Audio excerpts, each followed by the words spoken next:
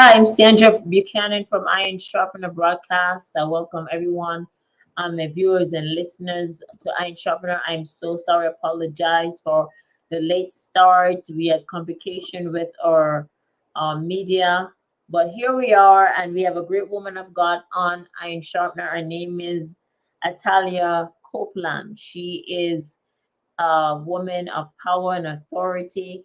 She had a bachelor's in sociology and now she's working on her master's in social work. And the topic today is African American women in the healthcare system, Black women in the healthcare system, the disadvantages of what we face, whether in um, emotional, psychological, and mental and physical strain of medication, health, life, everything we could think about what we have to go through because of who we are. So, once again, Miss Copeland, welcome to Iron Sharpener again.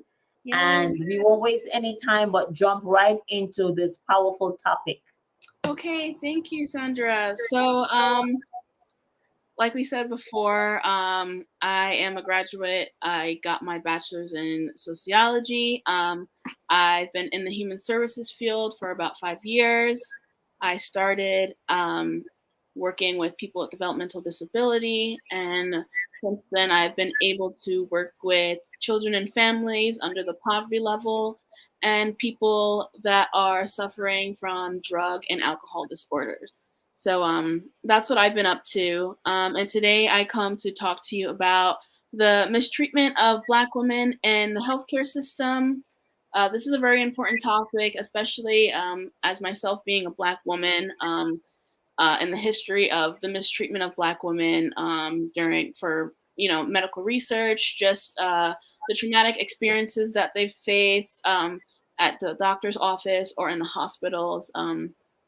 Is really prevalent, and there just needs to be a change, and just Black women should feel comfortable going to the doctors or the hospital and expressing themselves and their concerns. And unfortunately, this has not been the case. Okay, so what do you think is the case?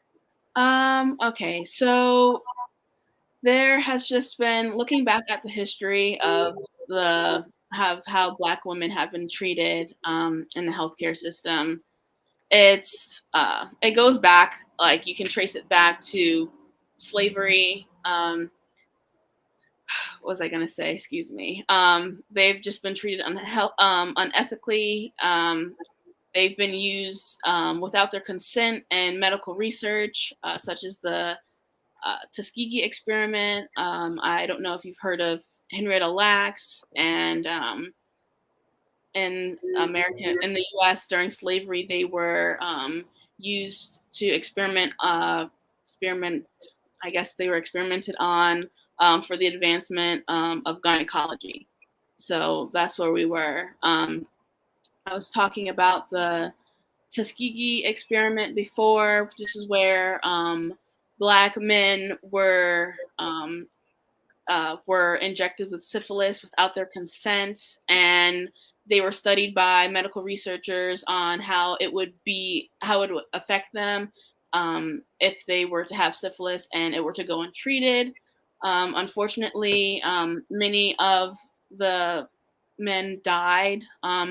Their families were never, I guess, compensated for the troubles that they went through, or they were compensated very little, just to say, because there were hundreds of men that participated in this study. So, and then moving on to Henrietta Lacks, which is a Black woman in the 1950s. She had cervical cancer, and when she died, medical researchers kept her cells without her family's consent and their knowledge at the time, and used them for further research and advancement with cancer. And I believe till this day it's still been consensual, of course. And yeah, so she's finally getting her recognition as well. And then post like in slavery, they medical researchers, of course, they used Black women and essentially tortured them, doing these medical experiments on them. Like And mutilation, I'm sorry, can you repeat like that? mutilation. Yes, yes, it's essentially vaginal mutilation, um, that was used to advance, into the field of gynecology, so what we know now, and that furthered the research. But these women were essentially tortured, like you said, mutilated, and most of all, they were doing this without any type of anesthetic. So they felt all of it, and there was no, regard for how they felt. So yeah, that's how they. That's a little bit of the history between the non-consensual medical research, and to this day, because of that, women, black women, just black people in general, have these certain stereotypes developed around them, such as, that's what we're saying. That's why women, black women, don't feel pain like their white counterparts. They may have a higher pain tolerance when, in fact, um, they just weren't given the anesthetic or the relief that they needed while they were being tortured in that way. And so all they had to do was kind of put up with it. And so that's where some of the stereotypes come from. So, how do you feel as a Black woman? I've studied all of this, and now you want change. You want to make a difference in your generation. How does it make you feel when you read back what your ancestors have gone through? It should give you a sense of empowerment that you want to change your world to Yes, make it a better world for Black women, yes, right? of course. Yeah. Yeah, just of course although times have changed, being a black woman is still very scary. The things that we still go through, the police brutality that we face, just so things like that. And just wanting to be able to make sure that you're healthy, that your concerns about your body are addressed. Just having that be a traumatic experience is like very unnecessary. And I think, of course, yeah, so I'm working on changing that, of course, trying to advocate for myself and get other black women and just women of color to advocate for each other and turn them towards organizations that could help them as well. Yeah, and and one other thing too, we never had a voice. Black Yes, women couldn't speak. So, and exactly. with this podcast, I'm feeling very blessed because I'm able now to speak and allow everyone to speak, not only Black women, but every race be able to speak Exactly. and have a voice because it's very difficult to think about your rights being taken away from you, Hmm. right? Because of your ancestors or religious, whatever the Yeah. reasons. But when we can know that we have the rights now, we could do and be liberated to do great things. Yeah. I appreciate it. Yes, I also appreciate it too, especially just talking about Black women. We're one of the most educated groups. So, in that way, we're growing, we're learning to advocate for ourselves and for other Black women that may not have the power to do that or feel like they don't have the power to do that, because it's all about empowering our community to do that. And of course we, there's pushback or whatever. I feel like that's always going to be there unless like the societal structure is like kind of taken down and rebuilt again. So that's what we're working with. But yes, I am very empowered. I feel empowered. I feel that there is so much change that needs to be made, but I think we can definitely do it. And I think one of the issues that we also need to try to break is a mindset of Black women, Yes. because even though they are liberated, Mhm. a lot of them are still enslaved. Just Yeah. like the mouse, sometimes they open the mouse gate, right? Mhm. And he's not moving. You Yes. run around the circle, it's time to get out. Why? Because you knew that if you went close to the bars, it would be Hmm. electrocuted. So even when Yeah. you take away all that, the mindset is fear.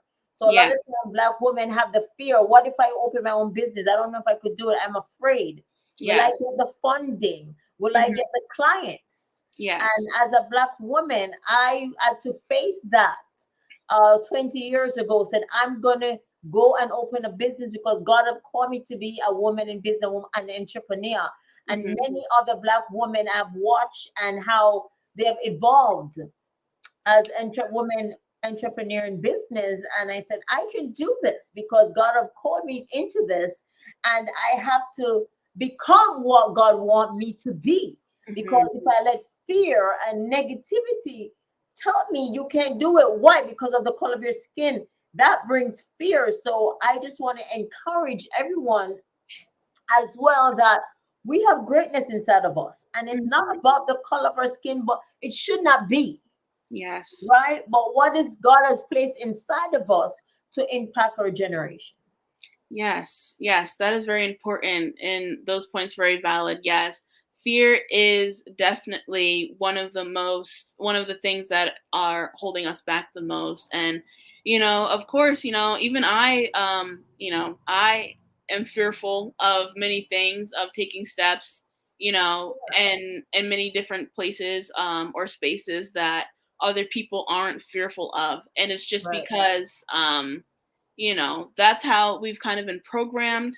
It's the generational trauma that we have embedded in our genes, and psychologically it's just and it's a lot. It's a really thick barrier that we need to It break. is.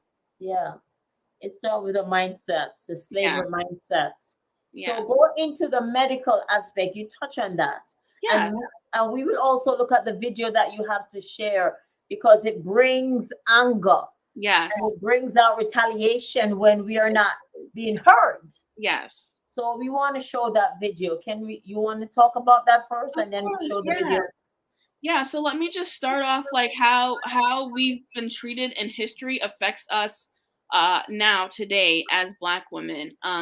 So I was saying that Black women have higher rates of diabetes, stroke, heart attack, higher stress levels, higher rates of cancer and obesity than our white counterparts.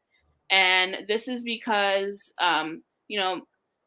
people and government funded researchers have not taken the time to really take a look at what is disproportionately affecting Black women.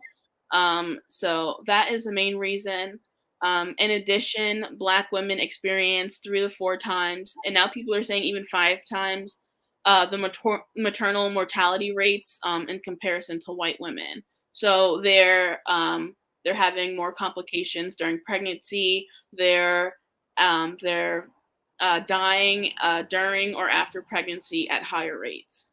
So, but let me backpedal, and I do want to show this video because it is very important.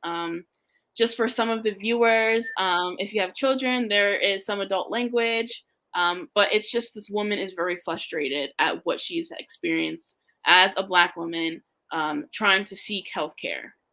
So let me do that. Okay, we have to share the video. Mr. Randall, can you share the video on the black woman you in the healthcare? Oh, I've got it You here. got it? Okay. Yes. Okay.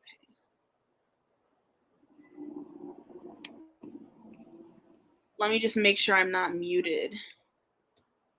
It has a adult language, so please forgive us of Okay. her language. It is so exhausting being a black woman. It is so fucking exhausting being a black woman. So today I go to the doctor because I've noticed, something going on with my body. It's been going on for a while now. I'm kind of worried about it, so I made an appointment for today. I get here, I get in the room, the doctor gets in, and I can instantly tell how this interaction is going to go. He come in and he's laughing and he's like, "Oh, so Miss Brown, I'm hearing that such and such and such and such."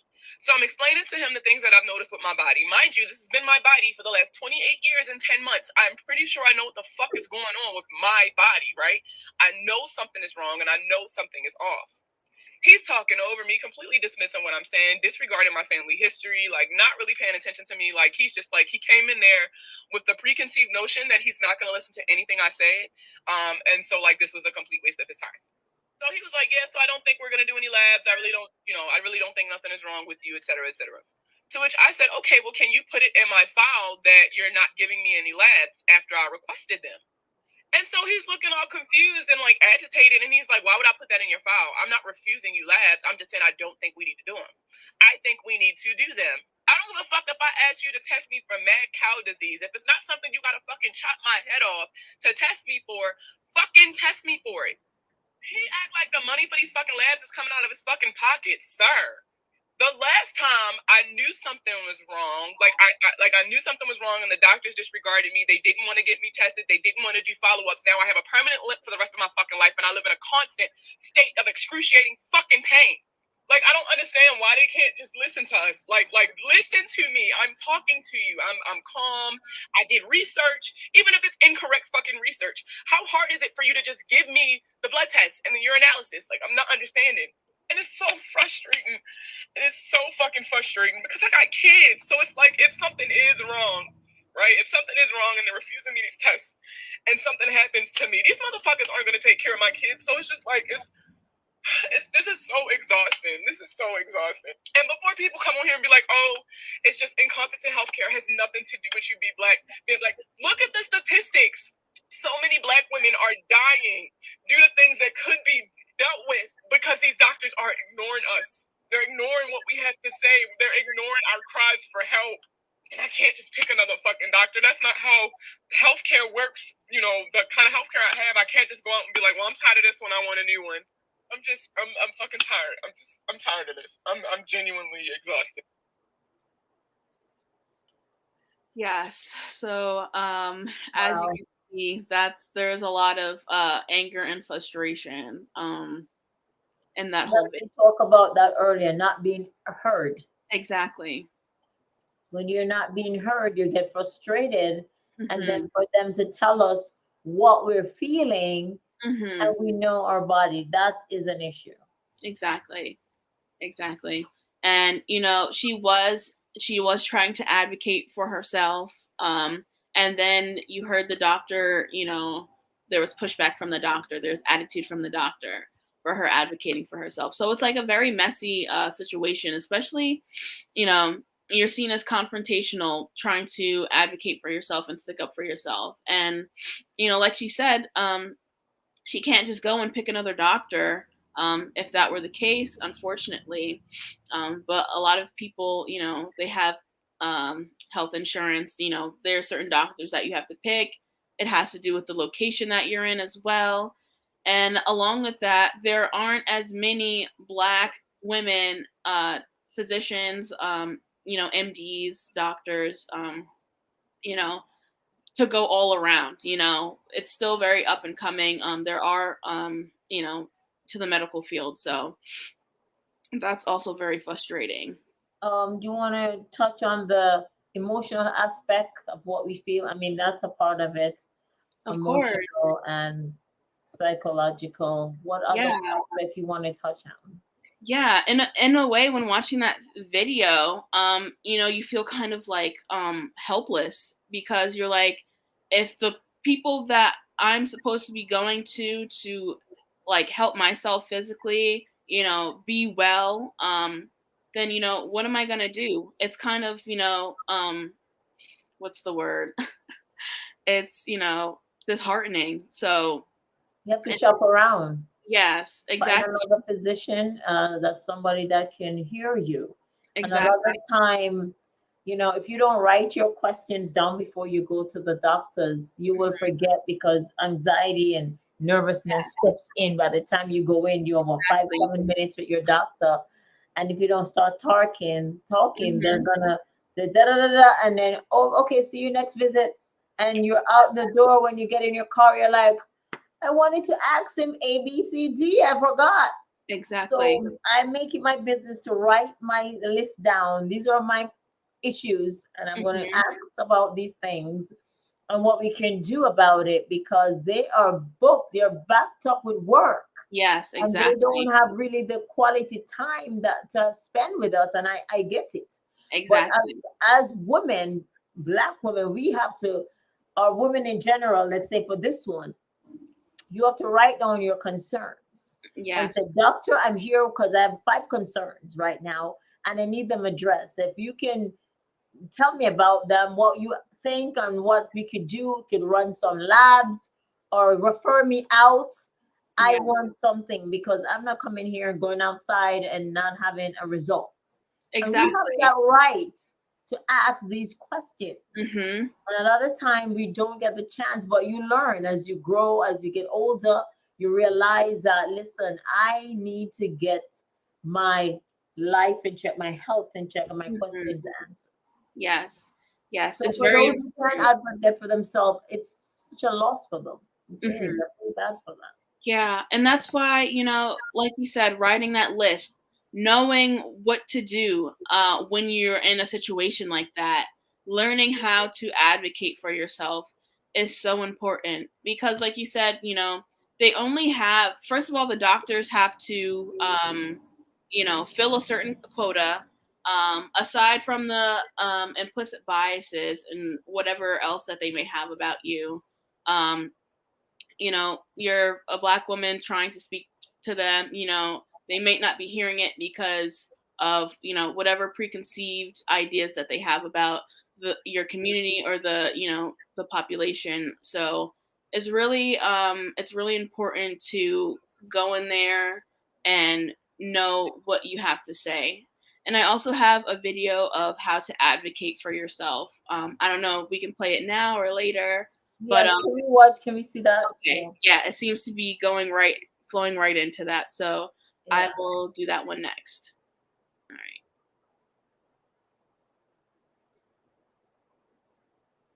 Okay.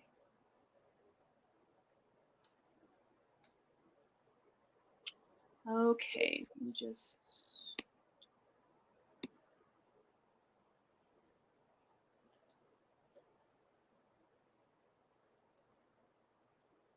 For you, this is actual things you can say to advocate for yourself with the doctors. If you feel like the doctor is not really listening to you, you can say, I want to make sure you're clearly hearing me. I'm here to be treated for X. Are you qualified to help me with that? Wait for them to say yes. Great. So let's discuss appropriate treatment options for that. Now, if they say no, also great, because that means that you're talking to the wrong person. And the first step in getting quality healthcare is speaking to the right healthcare professional. So if they say no, say, who is the right person? Do I need a referral to see them? And then get the hell out of there. Now, if you're in serious pain, you're requesting pain medication, and the doctor is just assuming that you are there to get narcotics to feed a drug addiction. That is a very common assumption made about Black women. You can say, to be clear, I'm not looking for a specific type of medication. I'm looking for whatever is going to be best at treating X. What would you recommend? Now, if for some reason that doesn't work, then you need to say, please write it in my medical records that I reported to you that my pain level was a 9. I requested pain medication multiple times, and you are refusing to provide it. If you feel like you're getting treatment suggestions that don't align with what you came in for, you can say, thank you for the suggestion. Can you please explain how that will address XYZ? Asking questions forces people to think through the logic when they answer it, and so they'll either give you a good rationale for that treatment suggestion, or they won't, and they'll have to pivot. If you feel like you're getting superficial suggestions for what appears to be an internal issue, like just take Tylenol or put ice on it, you can say, I understand how that might address the symptom, but I'd really like to discuss how we can identify and address the root cause of the issue. And lastly, if you feel like your doctor is distracted, I mean, I think we've all been in the room and the doctor is like shimmying out the door before you've even finished saying what you have to say. You can always say, I know you've got a lot of patients and you're extremely busy, but I need 10 minutes of your time to focus on my situation. Black women, this is for you. Okay. Wow. That's Right. awesome. I never knew you had that. And I talk about it before. Mm-hmm. That's interesting. Yeah. Wow. So, So I mean, that's why we have to advocate for those who are not able to advocate for themselves, yeah. like, different population. Mm-hmm. Yes, exactly. So yeah, that's just one way of advocating for yourself at the doctor and hospital. Maybe you can post the link on your social media or attach it to this podcast when it goes up. But yeah, I think those are definitely helpful tips. Something that I would like to use, and like she said that some of the doctors, they're very artificial when it comes to addressing your needs. Like you said, put some Tylenol on it, like use some Tylenol or rest. Like, how is that addressing the root cause of what you're experiencing? And that's like happened many times. Like, I've heard of stories of pregnant women only given like Tylenol after having a whole C-section, of course, and women's pain being ignored, Black women's pain being ignored during their pregnancy and whatnot, and that's like the main cause of the mortality in pregnant women. And so it's just it's very wild to hear that. So, what about? I'm sure we suffer not only in the healthcare, but also in, what do you call it? I'm sorry. The social aspect, sociology aspect as well. Yes. You want to touch on that? Yeah, of course. So oh, I'm sorry. Oh, hello. Yeah, with your hand. Sorry, I was a bit distracted. Do you mind repeating that again? We suffer, Black women, in healthcare, but don't you? They suffer in economic, Oh, economics, yes, and yes, the socio-economic yes. world. So, can you shed some light Of on that? course. Yes. Yeah. Black women definitely have experienced or continuously experience socioeconomic disadvantages. And out of our population of Black women, a quarter of us are still in poverty. So, thinking about that, that's still a lot. That's like one fourth of us. Like one out of, four Black women are in poverty. And, that also leads to them not being able to have the proper access and the knowledge to advocate for themselves in the healthcare system, to receive the proper health care treatment, um, just many things. I just want to say, like, systemic oppression keeps a lot of Black people from experiencing equity or having equity and equality at the same time. So yeah, it goes very deep. Yeah, you could continue. Give us some example Yeah, in of that. course. A majority, like a lot of Black people are living in food deserts. Of course, they don't have access to proper nutritional items, and so in that way, they're more prone to having diabetes, suffering from obesity, um, things like that. What else? The education system, of course, as well. Yeah, let's talk about the education system. Yeah, of course. So yeah, they label them as predominant neighborhoods that have people of color, BIPOC people. Um, they don't receive the I guess they're called inner city schools. The schools aren't funded.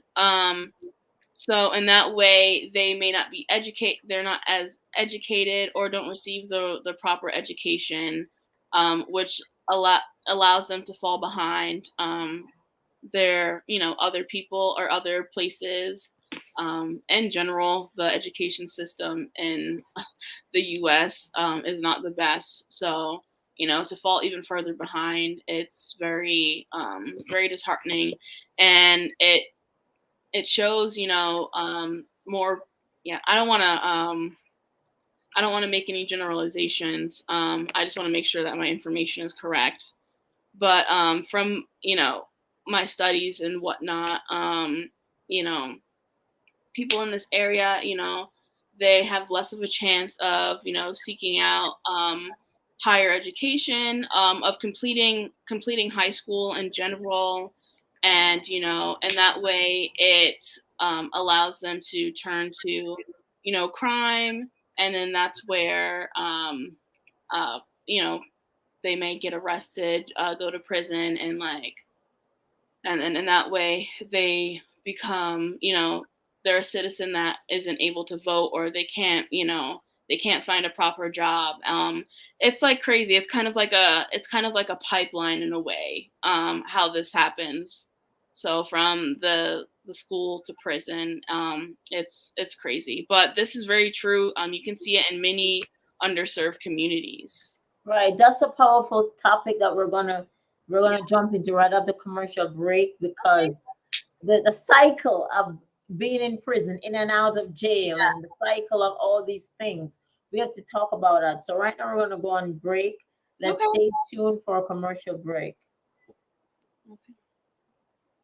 There's a few businesses I want to announce. If you're in the Atlanta, Georgia area and you need an automobile, a used automobile, you want to contact GMD Automart, GMD Automart, and the number is 678-751-1431, 678-751-1431, GMD Automart.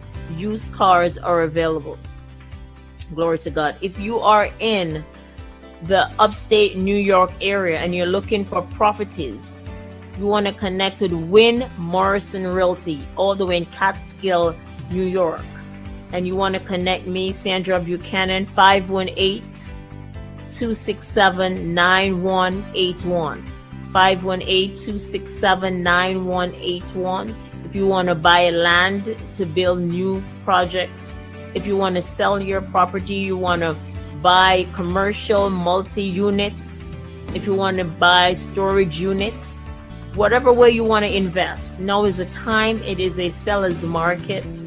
Glory to God. So I will be your agent. Upstate New York, downstate New York. Glory to God. You want to connect. Also, if you're in the upstate New York area and you need a seamstress, you want to connect with Leila Smith. She does dressmaking, tailoring, seamstress. She alter men and women clothing. She also do custom made. If you have fabric, you want to make a fresh outfit, she does that. If you're out of state, you could ship your measurements and the fabric to her. She will get it done. Her name is Leila Smith, and her number is 518-653-0600. Again, 518-653-0600. If you're looking for a caterer for Caribbean dishes, you want to connect with Caribbean Kitchen, and the number is 518-653-3764. 518-653-3764. Caribbean Kitchen. She does catering. If you're having a party or an event and you need some delicious Caribbean meals, you want to connect with Margaret Ryman at Caribbean Kitchen. If you need your car to be detailing, like brand new, you want to connect with Dorian Ryman and Auto Rhyme Car Detailing. Auto Rhyme Car Detailing, and his number is 518-653-3764. If you're looking for a home church to go to in the Hudson, upstate New York area, you don't have a place where you go for fellowship, you could fellowship with us at All Nations Church, Hudson, New York. It's at 389 Fairview Avenue, Hudson, New York. 389 Fairview Avenue, Hudson, New York. And it's right in the Bagel Time Plaza on Fairview Avenue. Our worship time is 3 p.m. every Sunday. 3 p.m. every Sunday. And we have a Bible studies every Tuesday night at 7 p.m. And we also have Bible studies every Thursday night at 7 p.m. So come and fellowship with us at All Nations Church. It is glorious. Glory to God. If you are in the Hudson, New York area and you're looking for a day spa, Serenity Wellness Center Day Spa, a spa like no other. Serenity Wellness Day Spa is also mobile. We could come to you for spa parties. You may be looking for a gift to buy a loved one, a friend, a mother, father, whoever it is. We sell gift certificates. They're on sale for Father's Day, for Mother's Day, for Easter, for every occasion. Gift certificates are online at Serenity Wellness Center DaySpa.com. Again, Serenity Wellness Center DaySpa.com. A spa like no other. It's in Hudson, New York. Glory to God. And the website is www.serenitywellnesscenterdayspa.com. Another business I want to announce is Jay's Cuisine. It's a takeout delivery American meals. Jay's Cuisine. And the number is 518-828-1926. Jay's Cuisine, 518-828-1926 in the Hudson area.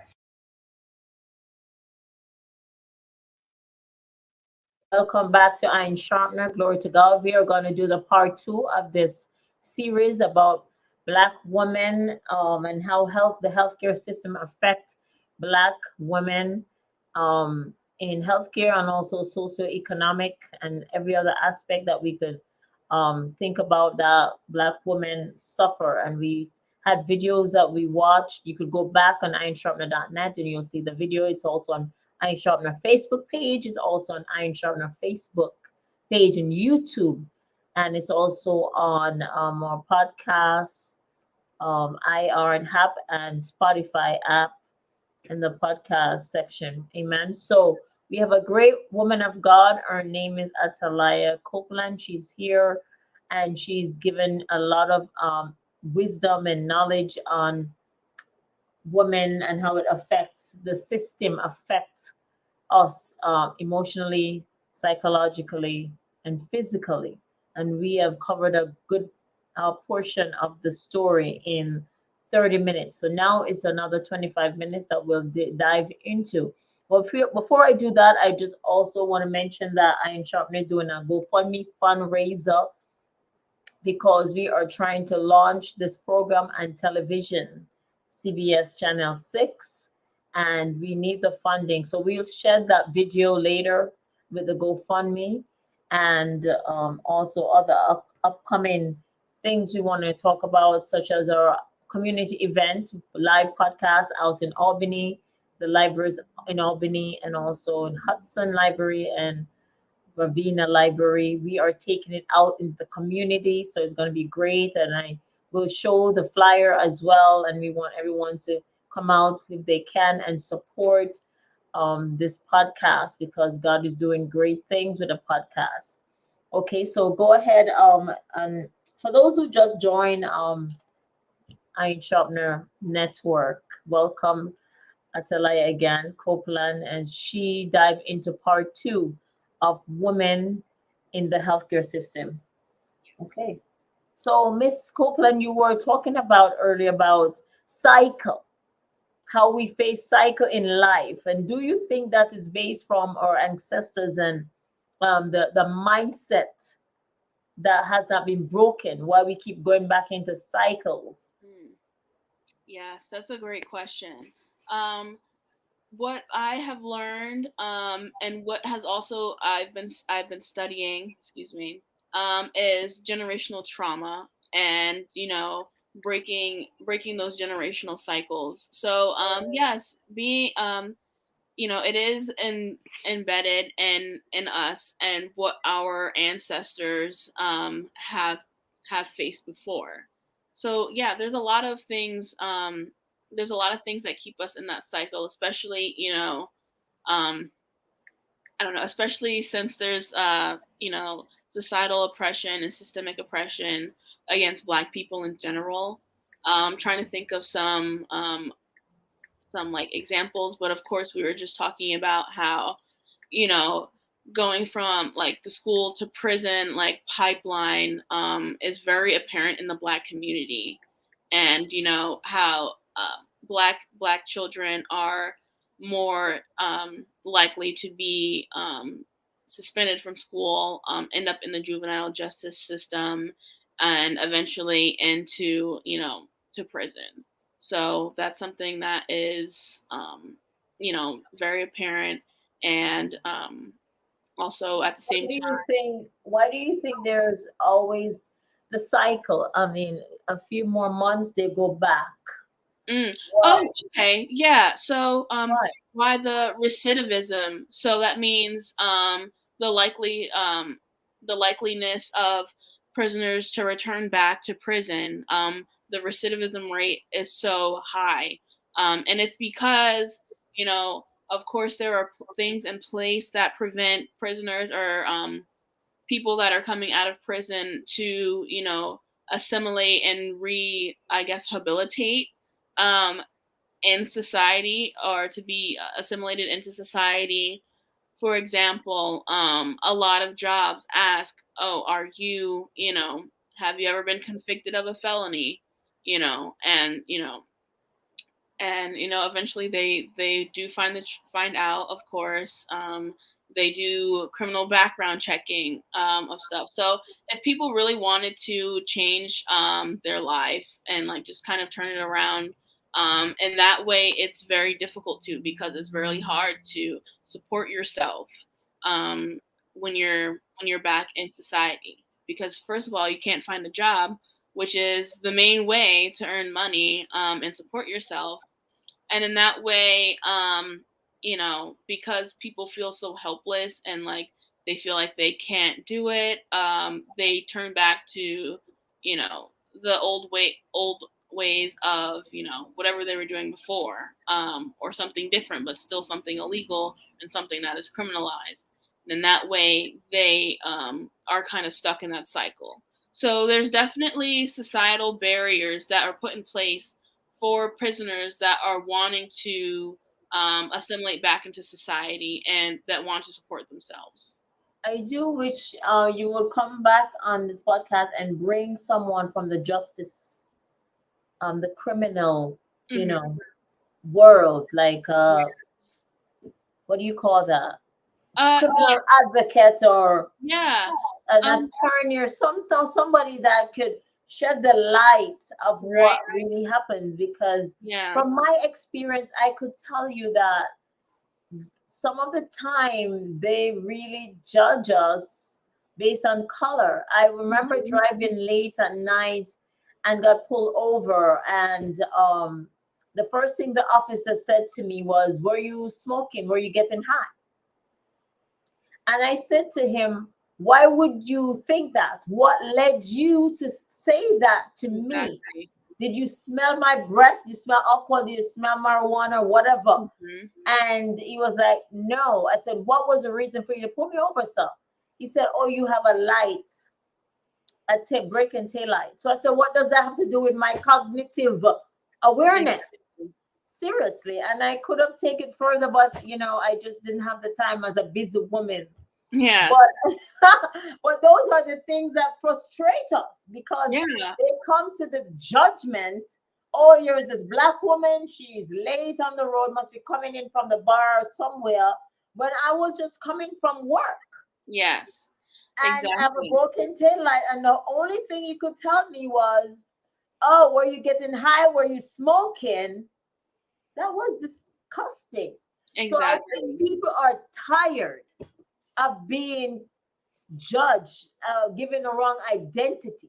People are Exactly. tired, and a lot of time they just retaliate in the wrong way, which bring them right back into the system. Hmm. And I think because they have the background of a felony, they don't get the chance. Some of the time they want the chance to turn their life over when they get out, but they don't get the chance. Nobody want to hire a felon. Exactly. Oh, I want to hire you, he's going to do this. You understand? I'm not saying that you don't have to be cautious, I get it. But I Hmm. actually believe that there have to be something set in place, like maybe they do have it, Hmm. a work, you know what I mean, a trial, a work camp, boot camp, Yeah. where they go and work a real job for a couple of months with monitoring and stuff like that to bring them back into the society without being judged of what they did and where they come from. Yeah. And I think that is a breakdown in the system where all they do is hear what they do. Oh, you do this, oh, you do that. You cannot do this, you cannot do that. Hmm. What are they supposed to do? Exactly. Yeah, and it's really, yeah, it's frustrating. You know, mentally, you're like, what can I do? You know, you're helpless. You know, so you find the roots, you find the ways that you were able to support yourself before, because you know that's all that is there for you, and it's kind of, you know, if we were to get into it if we were to get into it, to get deeper into it, you know, people would say that this is, you know, purposely set up, this cycle, this way, you know. And I personally believe that, you know, this cycle, this school to prison pipeline, the prison, the reason prisons are around now, are, you know, they're just modern forms of slavery. And you know, yeah, so I don't know, maybe we can get deeper into that. Yeah, we need to get some officials to shed more light and come back Yeah. on because it's so broad, and I see where the frustration comes. And Yeah. being because I'm a woman of color, I experience it for myself, and there's so many different ways. Like Exactly. you can't get this, you can't get that, Yeah. and they're going around not giving you the real answer why they can't help us, Mhm. but just lying and not coming forth to the truth Exactly. of the matter. Yeah. When there's equal rights. Exactly. And yeah, that's very apparent. That's apparent in the social welfare system That, today. yes, Okay. You yeah. know, when people trying to get back on their feet, and I'm talking specifically about Black people and Black women, they have this terrible stereotype attached to them of the people that seek social services, that they're welfare queens, which goes all the way back. Yeah, I hope they've deaded that term, but that's what they were you know, called. They've tried to make billing around it. They've tried to, you know, it's just, you know, it's just not, that's just not the way. It's like putting a band-aid on it and then kind of blaming, you know, the people that are seeking this aid, you know, because of the historical, you know, oppression that they face, have never been able to, you know, fully rehabilitate and support themselves after slavery. And so in that way we're all suffering, you know, or many people are suffering because, you know, what are you, you know, what are you supposed to do if people are telling you, oh, well, you have to wait this amount of time, or, you know, you can't do this, or you can only get this certain amount, you know. And it's like, you know, there are people, there are women that have children to care for, and on top of that you want them to work, and on top, and along with that, you know, all these things that seem so unattainable to live a quality, to live quality life. And it's just, you know, and that way it's also a constant cycle, you know, especially, you know, if you're born into poverty, you know, trying to get out of that, you know, it takes a lot of willpower, and a lot of Black people do have that willpower. It's just, you know, finding ways to uplift other, you know, the people that, you know, feel like they're kind of stuck, or that they can't do that, for themselves. And I think the reason why they look down so much on the social welfare system with Black women, Hmm. because some of them take advantage, and we cannot deny that. Yeah. Some of them don't want to go back to the workforce at all. Yeah. You understand what I mean? So I truly believe it is supposed to be for a certain season to Hmm. truly rehabilitate you. And then Yeah. you have to figure out, okay, what do I do from here? I need to get an education in Yeah. order to get out of this Exactly. hump and get rise up so Hmm. that you can set an example for your children, your generation. Yeah. But some don't do that. They stay right there. So of course it's gonna hurt those who are coming who really want the help and they can't get it. Yeah. And like you're saying, some people that just stay where they are, and don't know, what to do.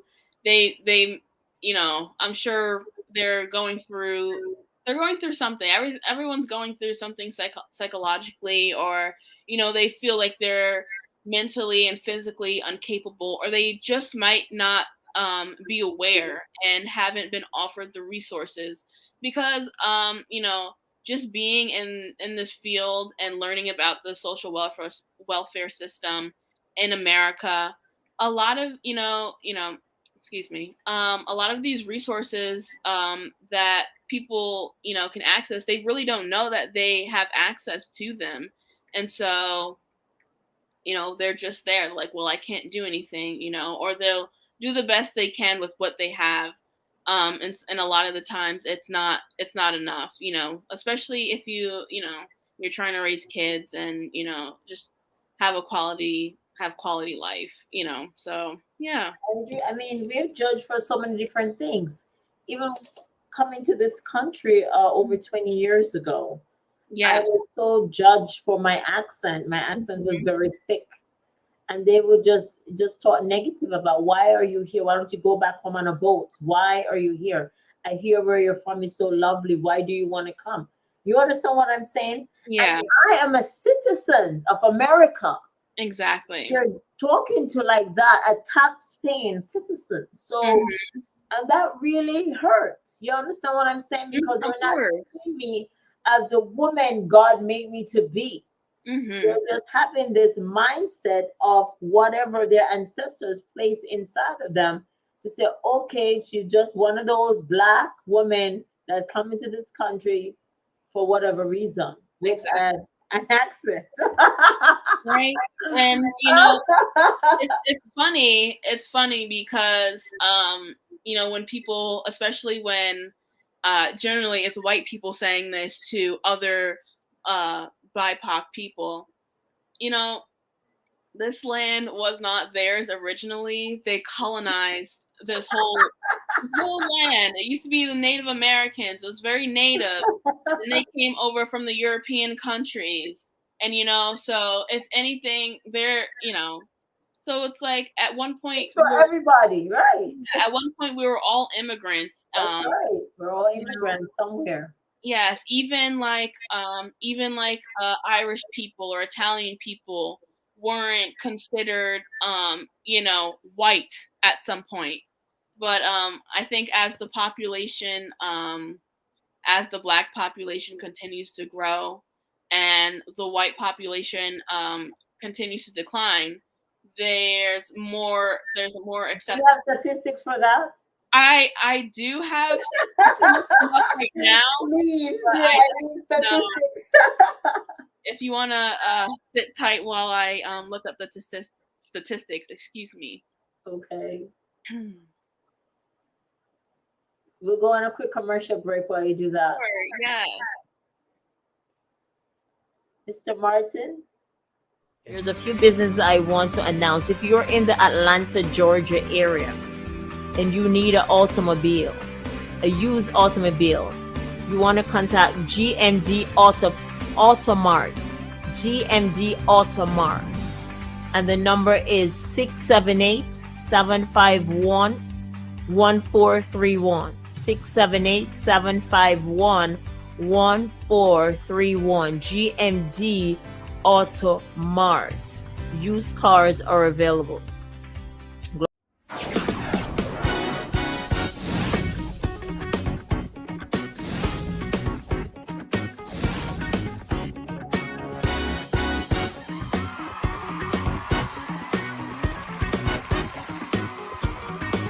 Hello, I'm Sandra Buchanan from Iron Sharpener Podcast. When I first started the program, I had no listeners, I had no experience, and definitely had no budget. The only thing I knew I had was a passion to reach the public with messages of hope, messages of health, and messages with the love of God. It is only through the grace of God that I now reach people all over the world with my podcasts and video programs on my website, ironsharpener.net. We showcase doctors, governmental officials, preachers, teachers, business owners, and everyday people who share their inspirational stories of how they have been able to succeed in life. And these powerful testimonies have helped thousands and improved their situation. I am very proud of the positive difference that my Iron Sharpener programs are making. And now, because of our successes, we have an exciting opportunity to take our Iron Sharpener programs to CBS. Help Iron Sharpener to continue to provide positive content to help grow our audience. Sitkinu International Ministry is our parent organization, and we are a registered 501c3 charity. And not only do we use our funds to support our Iron Sharpener programs, but we also support various organizations that work to end human trafficking and assist widows and orphans in the U.S. and internationally. Please give generously so that we can make the world a better place. And stay tuned for more uplifting and exciting videos on ironsharpener.net. Thank you.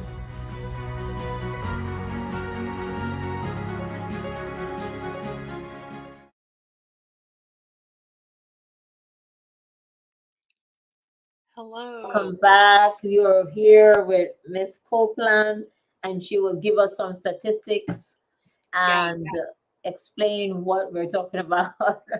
Yeah, so we were talking about, how how everyone, was once an immigrant, and your experience of, being being stereotyped or, kind of racialized just because of how you were speaking, because of your thick or because of your thick accent you said when you came here 20 years ago. And we were just talking about how it's from excuse me, it's we were all immigrants once, or this place, the United States, excuse me, used to be native land before it was taken over from Europeans that came from other countries. I forgot what we were talking about that led us up to looking up the statistics. Do you remember? Said that we are increasing in numbers. Black women and other nations are declining. Yes, BIPOC people. Yes, BIPOC people in America, their population is declining, and the white population is decreasing. Okay, I know where we are now, because we were talking about how even once, when certain European countries like German people and Italian people were coming over here, they weren't considered white, and as the population, as white people fear as that the population is declining while the BIPOC population is growing, they're more open to who they are considering white. So that's where we are. So So now that the Europeans or all those people now they label them white on their driver's license, but back then it wasn't. Yeah, especially if you're race is a social construct. So whatever they, and it's by like facial features, by skin color, how you look. So if you're white passing, then you're considered white, but that doesn't go with ethnicity. So what we were looking at, I have the statistics that I'll share my screen one moment, from the U.S. Census Bureau. I always say that the wrong way. So let me do that. Okay, here we go. Can you see the graphs? Can you make it bigger? Yes.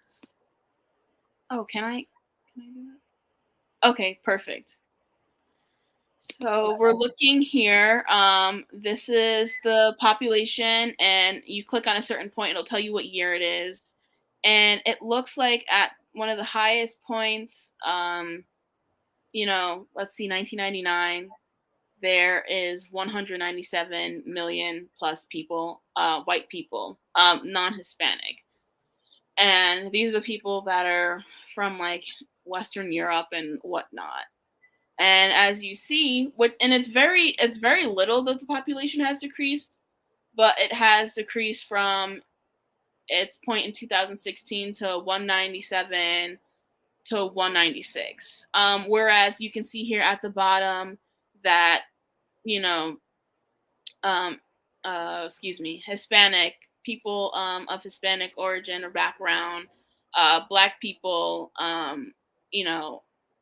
and Asian people are, steadily growing. As you can see here, Hispanic people are growing at a much higher rate, which is great, because there needs to be more diversity in this country. So that's what's going on, and it's a million people, but I guess that is a lot. And that number, that decline of white people, has fueled radical people. I don't know if I'm sure you've heard of like the Buffalo shooting at the Tops, where the black, like 13 Black people were shot and killed by a white supremacist. And the main reason that he went out and set out to go and, target these group of people was because of the fear that,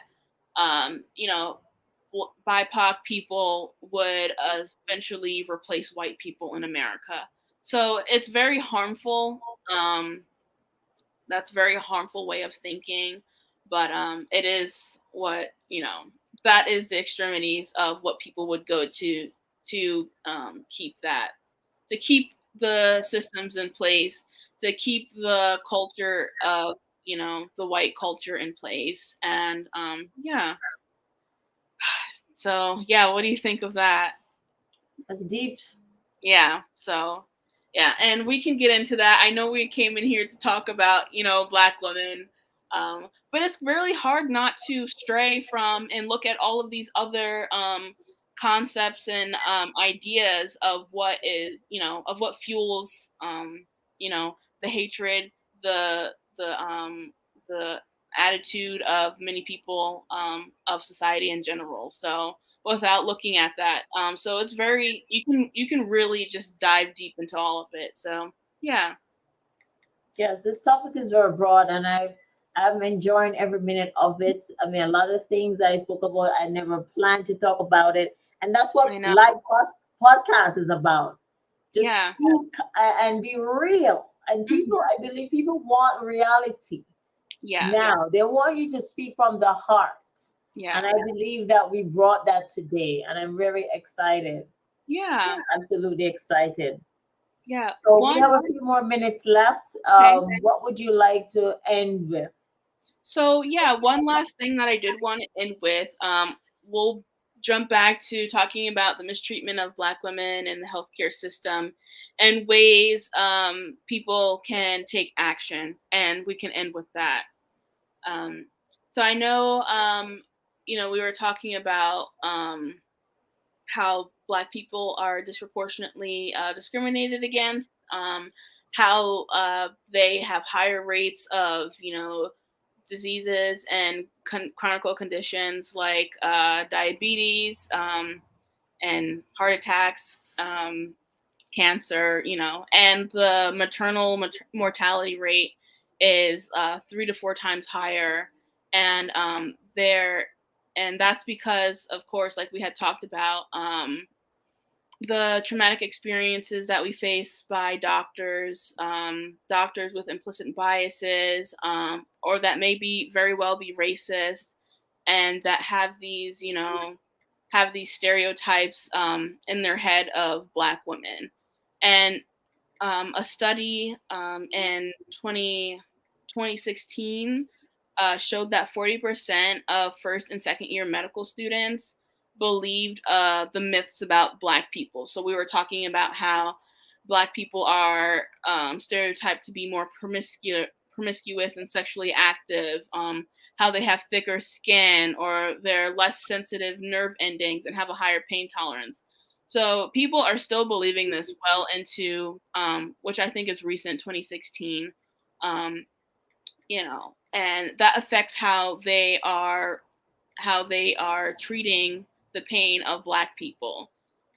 So it's crazy. And another study stated that 22% of Black women or Black people in general are less likely to receive pain medication, because, like that woman said in the video, they have this preconceived idea that we have like this addiction to drugs that we're trying to fulfill, and so it's crazy.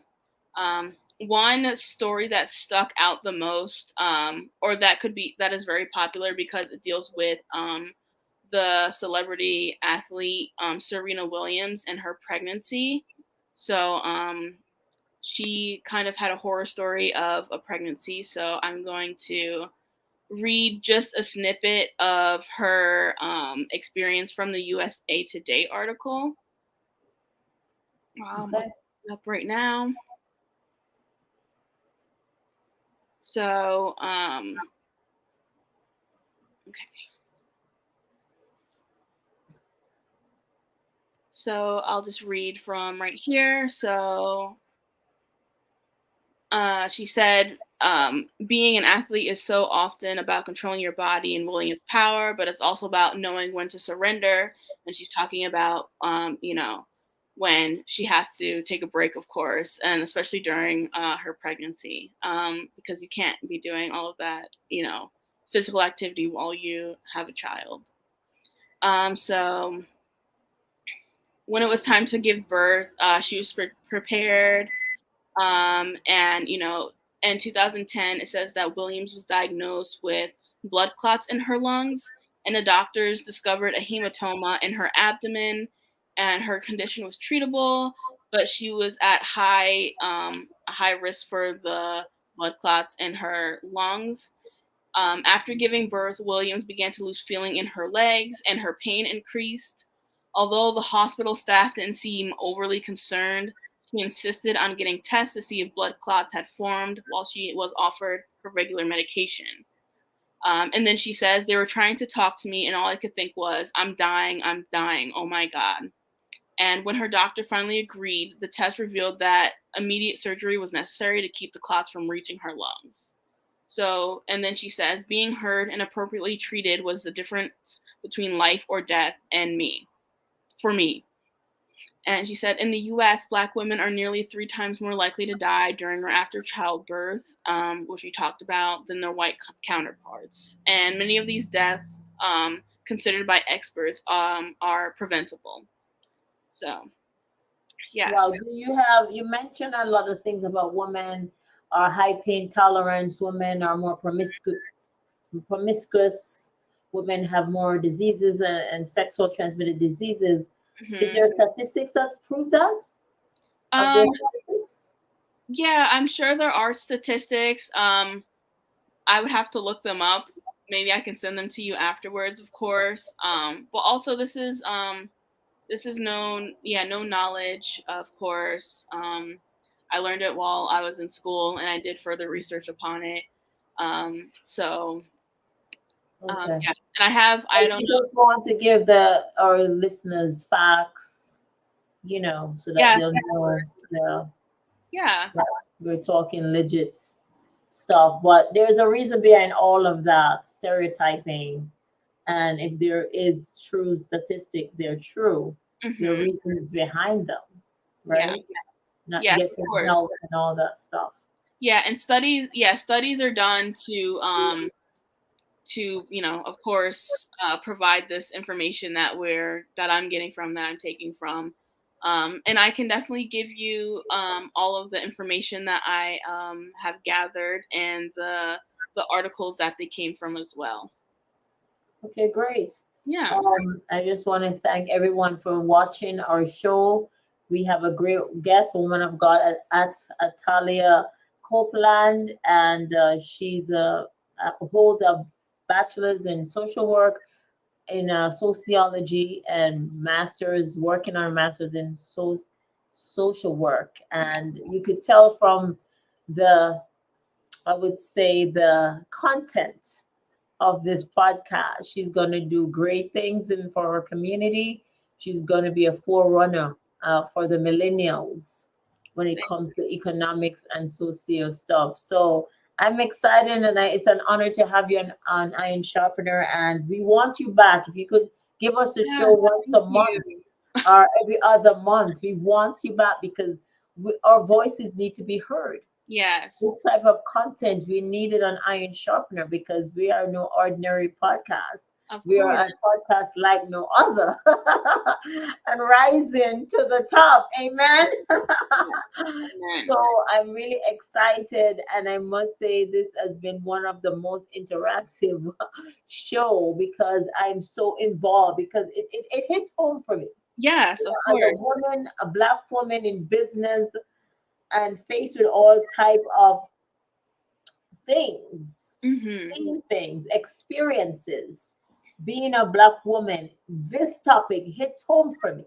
Yes. And I want to arise from what I'm identified as. Yes. What they stereotype me as. I will arise from that, because we have to know who we are, who we are created to be.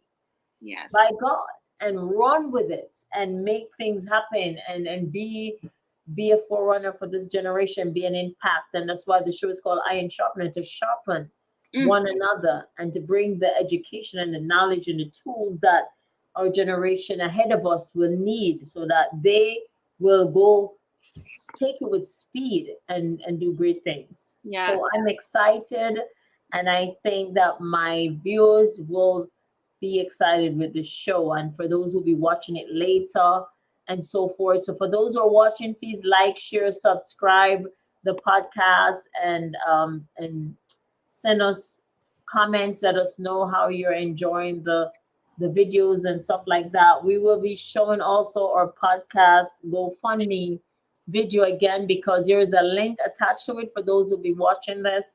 Iron Sharpener is raising funds so that we'll be on television, because God is taking this to a higher level of excellency and wider audience. And the GoFundMe required finances in order to do this and give you great shows, and get the engineer on board to run the shows and do all that we do. It takes finances. So Iron Sharpener is have a GoFundMe out.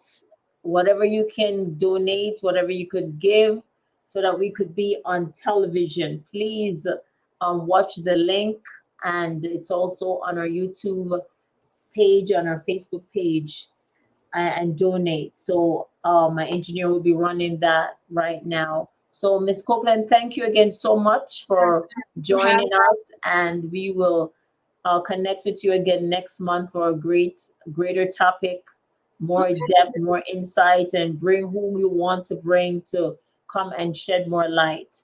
Have a great and wonderful afternoon. Thank you. You too. Thank you. Thank you. Bye. Bye.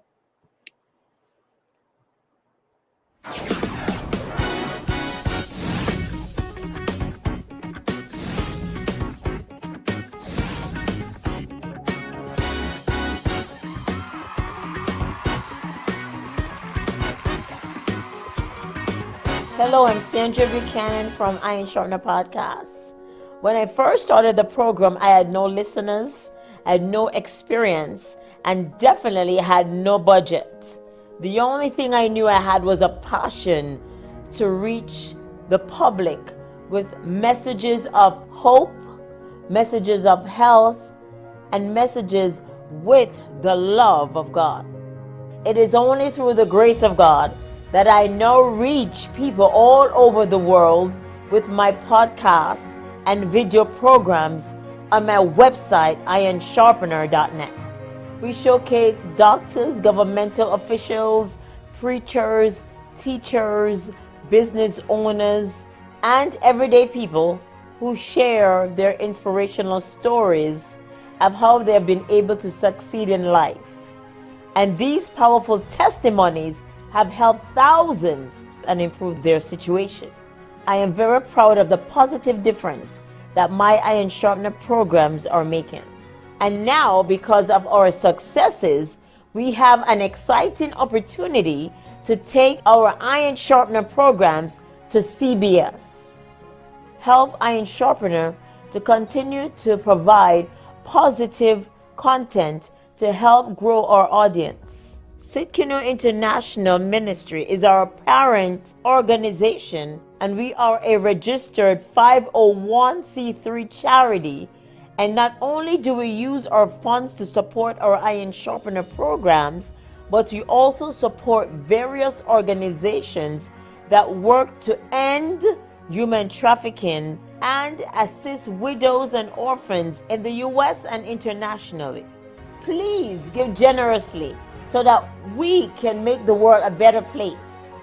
And stay tuned for more uplifting and exciting videos on ironsharpener.net. Thank you.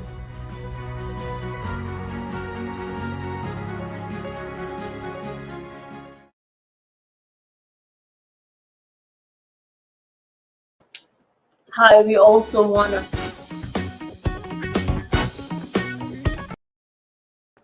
we will be in Albany this Saturday at the Washington Ave Library. Do you have the flyer to share with our viewers, please?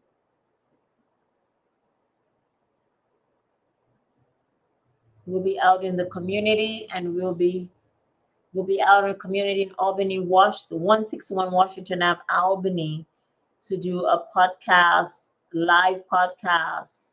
So please stop by. Refreshments and great giveaways we will have to give to those who show up. Great topic will be discussed. We have a guest coming in to give us the knowledge and education and let us know what is happening right in our community, in our cities. So please come out, 161 Washington Avenue in Albany. Do we have the flyer for that event? The next event after that we have, yes, you do have the flyer. The next event we have will be on the 12th in Cloverock, New York, the Cloverock RSC Community Library, in Ravenna, New York, RSC Community Library in Ravenna. We will be there next week. We'll be in the Cloverock Library the 12th and the 13th from 12 to 3 p.m. in Columbia County. The Cloverock Library, Columbia County Cloverock Library, 12 noon to 3 p.m. Monday and Tuesday, to do a live podcast from Iron Sharpener. We're going into the community and we're meeting the people and let them know that Iron Sharpener is here. And Wednesday evening between 6 to 8 p.m. we will be in the Hudson Library, Columbia County Hudson Library, Wednesday at 6 to 8. I believe that's on the 14th. And on the 15th, on the Thursday, we'll be in Ravenna Library, RCS Community Library in Ravenna. We'll be there between 12 noon to 3 p.m. on the 15th. On the 16th, we'll be in the New York State Museum Library on 222 Madison Avenue in Albany between the hours of 12 noon to 5 p.m. 222 Madison Avenue, Albany, New York State Library, 222 Madison Avenue between 12 noon to 5 p.m. Next week on the 16th, we will be there. Glory to God. So those are the events, and if we have any more for Saturday, we will let you know on the Iron Sharpener. And we'll also post the flyers. We have to come back on to post those flyers on YouTube and Facebook. There we go. Thank you, sir. Washington Ave, Public Library, 161 Washington Ave, Saturday between the hours of 11 a.m. to 4 p.m. We will be there this Saturday. And then New York State Museum Library will be there on the 7th floor, 222 Madison Avenue. Great. Can we see the other flyer? You can post the other flyer for us.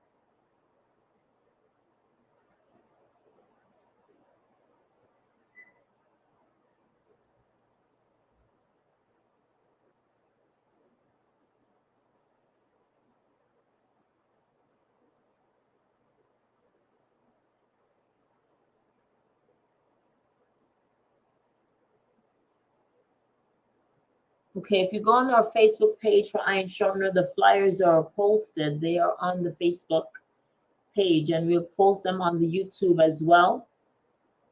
And it will be on ironsharpener.net. Please post it on ironsharpener.net so my viewers can see it as well. Thank you so much for joining us today.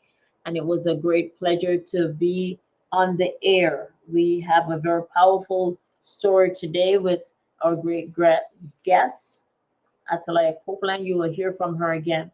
Thank you so much, and stay tuned for Iron Sharpener. Okay, here it is. Our next event in the public will be at the RCS Community Library on September 15th, 11:45 to 3 p.m. That's in Ravenna, New York, Greene County. Greene County, we are coming to you. And we will be at 161 Washington Ave this Saturday at 11 a.m. to 4 p.m. So please, if you're in Albany area, you could share this flyer, let everybody know. If you're in the Greene County area in Ravenna, you could join us. So those are the announcement for now. If you would like to donate, you could go to patreon.com/ironsharpener. You could go to ironsharpener.net, patreon.com/ironsharpener. You could donate. You could go to the website ironsharpener.net and give a donation to sponsor this program. If you want to be a sponsor to sponsor your business, also you can go on the website ironsharpener.net and give your money right there to sponsor your business. We'll wear your logo and all that greatness. If you want to be a guest on the show, email us at ironsharpener21@gmail.com so you could showcase your story. We're taking everyone to have a great story. You want the world to know about what the great things God have done for you in your life. We will welcome all the guests. Just email us and send us a message. Is there any other announcement that I need to announce? The GoFundMe fundraiser, we're trying to raise $87,000. Do you have the link for the GoFundMe? Just that page, $87,000 we're trying to raise for GoFundMe. The video attach a page for the GoFundMe, the link. $87,000, whatever you can afford to donate, I accept it with gladness. So I believe that you will donate. I believe that you're enjoying the videos. I know that you will support Iron Sharpener. Glory to God. I have the faith in you. So thank you so much again for watching us, and we'll be back next week. Have a great afternoon. God bless.